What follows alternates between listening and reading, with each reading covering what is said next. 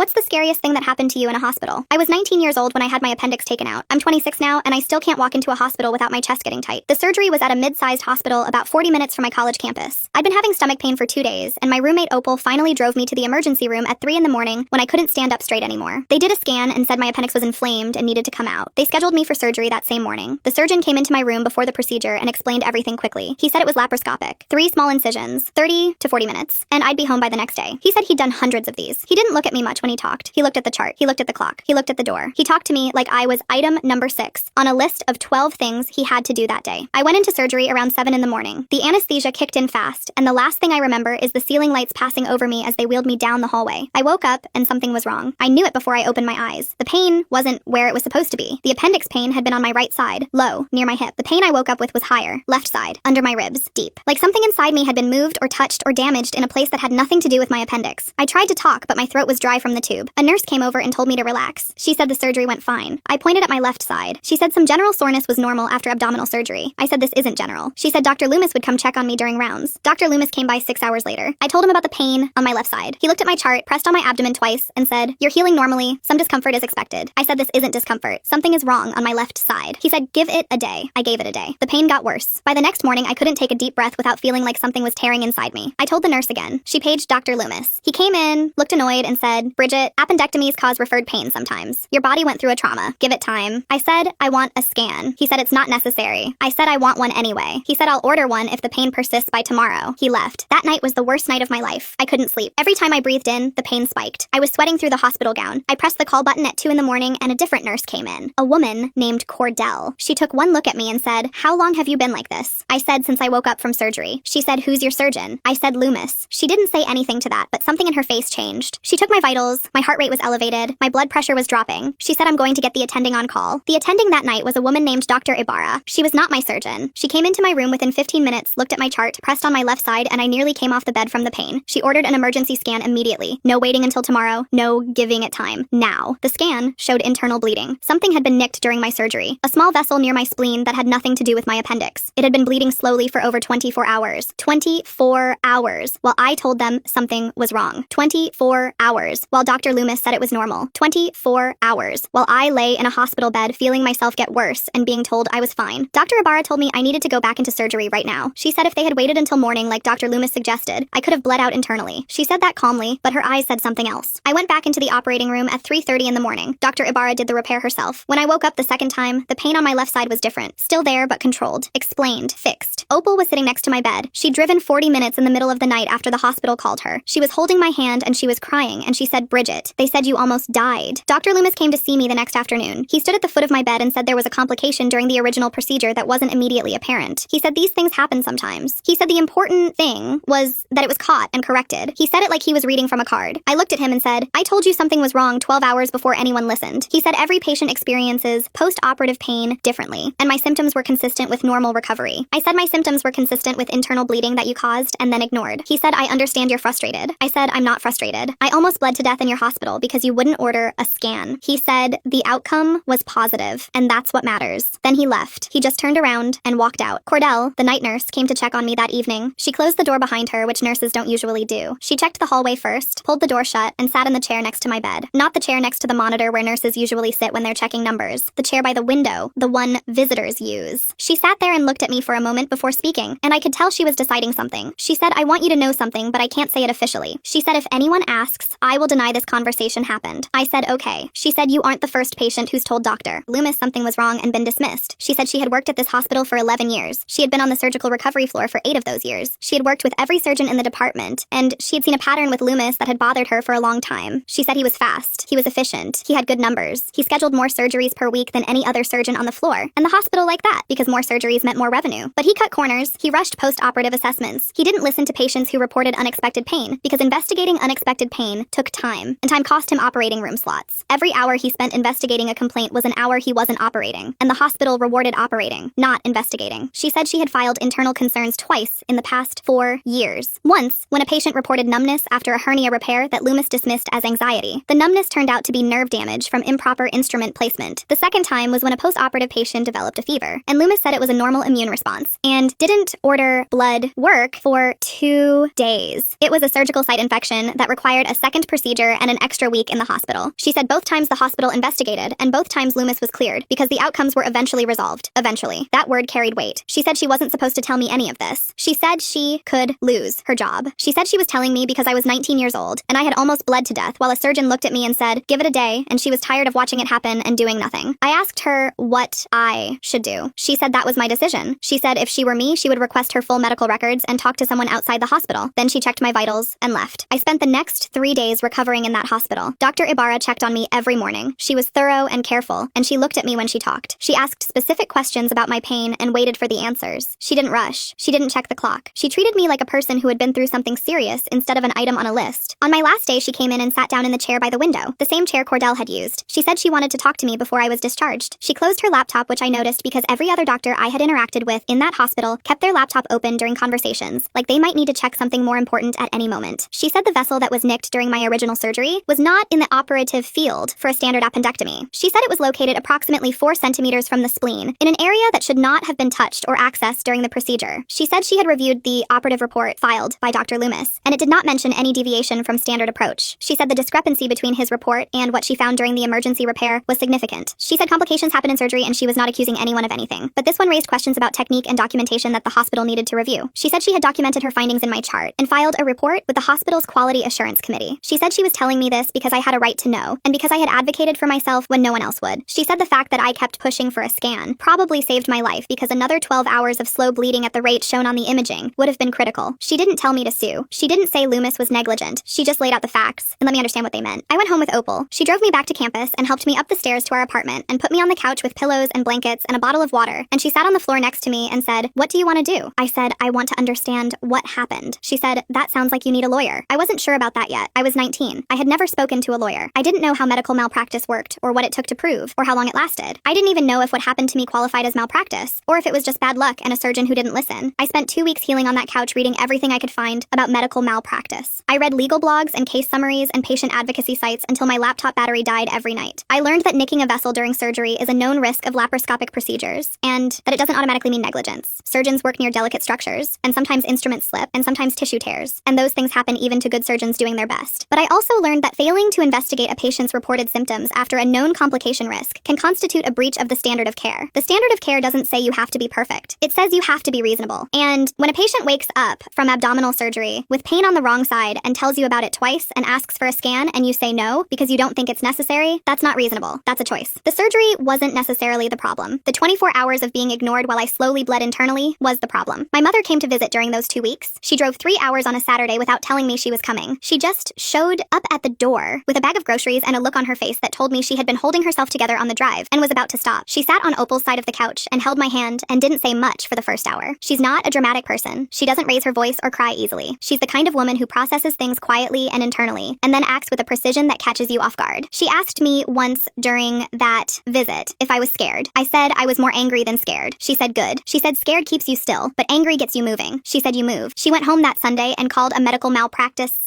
attorney coworker had used 2 years earlier for a different kind of case. His name was Bram Hadid. He had been practicing malpractice law for 20 years. He took my case after a 30-minute phone call, during which he asked me to describe the timeline 3 times. He said he asked 3 times because he wanted to see if my account stayed consistent, and it did down to the hours. He requested my full medical records from the hospital. The hospital took 3 weeks to produce them, which Bram said was faster than usual because they probably knew what was coming. When he read through them, he called me and said, "I need you to sit down." Then he said 3 things. First, the operative report from my original surgery did not mention any vessel injury or deviation from the standard procedure. It was documented as a routine laparoscopic abdectomy without complications. Duration, 34 minutes. No adverse events. Signed by Dr. Loomis. Second, Dr. Ibarra's report from my emergency surgery explicitly described the nicked vessel, its location near the spleen and outside the standard operative field for an appendectomy, and the volume of blood that had accumulated in my abdomen over the preceding 24+ hours. She estimated I had lost close to a liter of blood internally by the time she opened me up. Third, Dr. Loomis's notes from his 2 post-operative visits described my reported left side pain as consistent with normal recovery, and referred pain and documented his recommendation recommendation to continue observation. He noted both times that I was anxious and that he had reassured the patient. He used the word anxious in his notes about me. A 19-year-old girl telling her surgeon that something was wrong on the opposite side of her body from where the surgery was performed, and he wrote down that she was anxious. He documented that he told me to wait. That documentation was supposed to protect him. Instead, it proved 3 things: that I reported the symptoms clearly and specifically, that I identified the exact location of the pain, and that he chose not to investigate despite the patient's repeated and escalating complaints. Bram said the gap between those 2 records was the case. The original surgery report said nothing happened. The emergency surgery report said something clearly had, and the post-operative notes proved that the patient told the surgeon something was wrong, and the surgeon decided it wasn't worth looking into. The case took 14 months. 14 months of depositions and medical expert reviews and letters between lawyers while I tried to live a normal life. During that time, I went back to school for my sophomore year. I sat in lectures with stitches still healing under my shirt. I couldn't exercise for 3 months because any core engagement sent a jolt of pain through my left side that reminded me of the original wound. I gained 15 pounds because I couldn't move, and I was eating from stress, and I was sleeping 12 hours a night because my body was still recovering from losing a liter of blood. I had a panic attack in the campus health center when a nurse pressed on my abdomen during a routine checkup. The physical sensation of hands on my stomach triggered something I didn't expect. My vision went blurry and my breathing stopped, and for 10 seconds I was back in that hospital bed with Loomis pressing on me and saying, "You're healing normally," while something inside me was leaking and nobody would listen. The nurse at the health center stopped immediately and sat with me while I came back to myself. She held my hand and said, "Take your time." I cried in that exam room for 20 minutes because a stranger showed me more care in 10 seconds than my surgeon showed me in 24 hours. I started therapy in the spring semester. My therapist was a woman who specialized in trauma, and she said within 2 sessions that I had medical trauma. She said it was common in patients who were dismissed or disbelieved by healthcare providers. She said the fear I felt in medical settings wasn't irrational. She said it was a learned response. She said when a person in authority whose literal job is to keep you safe tells you your pain isn't real, your brain records that as a fundamental betrayal of trust. She said it stays in the body long after the wound heals because the body remembers what the mind tries to forget. She said the panic attack in the health center wasn't about the nurse pressing on my abdomen. It was about the last time someone pressed on my abdomen and told me nothing was wrong while I was bleeding internally. My body couldn't tell the difference between a routine checkup and the moment a surgeon lied to me. She said we would work on that. We did. It took 2 years. That's exactly what it was. A betrayal. I trusted a surgeon with my body, and he hurt me, and then he told me I was imagining it. The hospital settled out of court. They paid $340,000. Bram took a third as his fee, which was standard. The rest went to me. Bram said they settled because they didn't want Dr. Ibarra's report and Cordell's documented internal complaints to become part of a public trial record. He said a trial would have required Ibarra to testify about what she found during my emergency surgery, and Cordell to testify about the pattern she had observed and the internal concerns she had filed. He said the hospital's risk management team calculated that a trial would cost more in reputation than the settlement would cost in dollars. He said that calculation was made in a conference room by people in suits who had never met me and would never meet me, and who weighed my experience against a dollar figure and decided the dollar figure was smaller. He said that was standard. He said hospitals settle cases like mine every year to protect their brand and their surgeons rather than to admit what happened. The settlement included a confidentiality clause that prevented me from naming the hospital publicly. That's why I haven't named it. I asked if Loomis would face any real consequences. Bram said the settlement included no admission of fault from the hospital or the surgeon. He said Loomis would likely continue operating without interruption. He said the quality assurance review might result in additional supervision or modified protocols or mandatory second opinions on post-operative complaints, but there was no guarantee any of it would be enforced. He said in his 20 years of practice, he had seen surgeons cause serious harm and continue operating the next week because the system that trained them also protected them. I asked him how that was possible, how a man can nick a vessel, ignore a patient's symptoms for 24 hours, nearly cause a death, and walk back into an operating room the following Monday like nothing happened. He said the medical system protects its own the way every system protects its own.